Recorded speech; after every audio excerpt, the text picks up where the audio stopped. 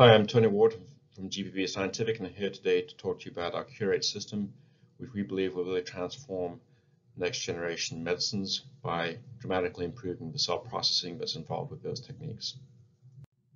As many of you are familiar with, there are many issues with developing cell and gene therapies. It's exceptionally promising.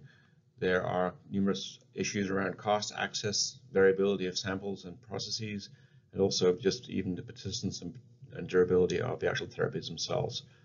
Clearly, though, what is needed is a simple automated closed system which has high cell recoveries and high yield, that has benefits in not only reducing the costs, increasing or decreasing the turnaround time, and potentially even enhancing the therapeutic effect of these drugs. With that as an introduction, I'll introduce you to the Curate cell processing system.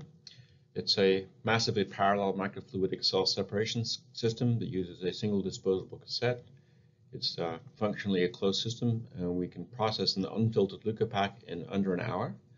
It requires only minimal hands-on time, making 7 fluidic connections using a heat weld, and it's going to be able to process samples of 400 mils per hour. And I'm going to walk through the data that you see here on the screen, so I'm not going to spend too much time talking through the specifications, but I'll show you in the next coming slides just how well the system processes cells. So moving on to how the technology actually works and how it separates by size. Within the consumable, there are massively parallel arrays full of small microposts. These microposts, are about 3 million of them, about half the thickness of a human hair. And through that, we then pump under laminar flow conditions the sample as the sample runs through the system. Based on the size, the cells move across gently into a clean buffer stream. So we achieve a sizing and a washing simultaneously as intrinsic to the technology.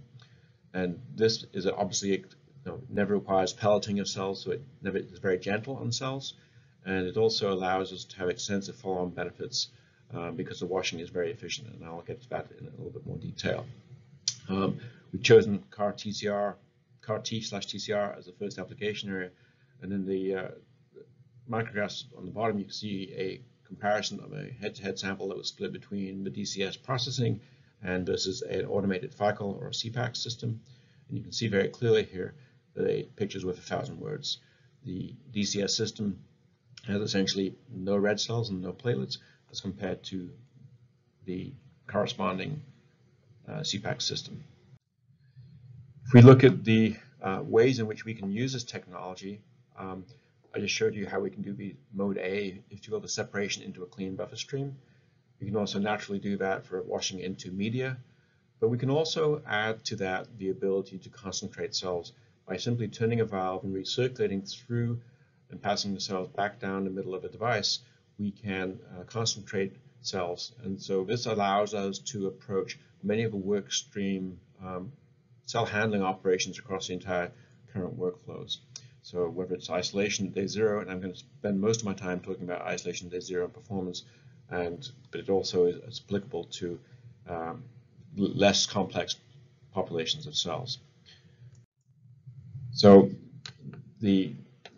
moving into a bit more detail further, we compared 15 normal donor leukopaks versus a FICAL. The average cellularity is, as you see here, 51 million white cells per mil, 2 billion platelets per mil, and a 4% hematocrit. And the DCS system of Curate, the prototype Curate, gave us over 90% recovery on average as compared to the input material. And that includes a 6 to 7% loss to pre-filter across this small study. That means that the actual operating efficiency of the array itself is over 96%. So not only do we recover virtually almost all the cells, we, while doing so, eliminate the red cells and platelets. And what we found in this study was that we were able to recover twofold or more greater recovery of just all leukocytes as well as CD3 cells. So it just speaks to the exceptionally high efficient nature of the separation that we have.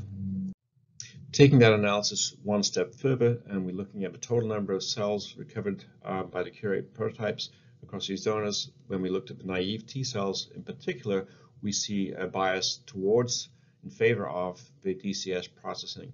And this is because FICOL inherently loses some of the naive CD4 cells. There's a reference back in the 1980s of rosette-forming CD4 cells going straight through the FICOL layer. So this, in addition to the mass balance recovery of the total number of leukocytes, we get a supplementation or an enhancement of the CD4 naive cells, which is reflected here. So we see significantly improved recoveries of all cell types, and we are seeing a bias towards these naive CD4 cells, which of course is very important if we're looking at taking a naive CD4 cell and converting it into a CD8 cell as part of an activation process. In addition, as I mentioned, the technology has the ability to concentrate. Here we're showing a 20-fold concentration in about 30 minutes. The sample just goes through a series of loops as it passes and recirculates through the device. And with that, we retain over 95% viability as compared to the input, and it allows us to concentrate even beyond the FACT guidelines. We've actually gone to about 300 million per mil. So this is a powerful system that allows us not only to wash and concentrate, but also remove unwanted bad actors, if you will, in terms of platelets. The washing efficiency that gives us this high efficiency washing here, we validated it 3 different ways. We looked at removal of baculovirus, we looked at removal of soluble proteins, and here you're seeing under the same operating conditions what the effect is on platelets.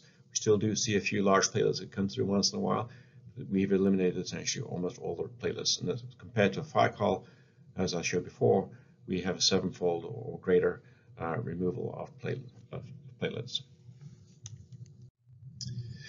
And this is really important because the cure rate's advantage in terms of the initial recovery is obvious.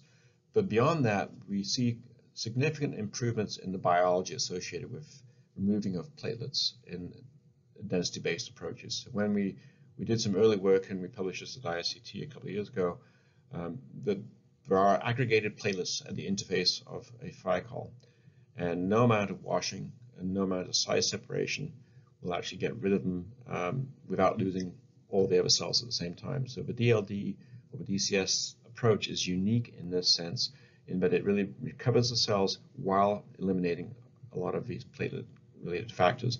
So we have specific removal and high-efficiency washing of both physically the platelets themselves, but also the cytokines and growth factors that are present in the milieu post-apheresis.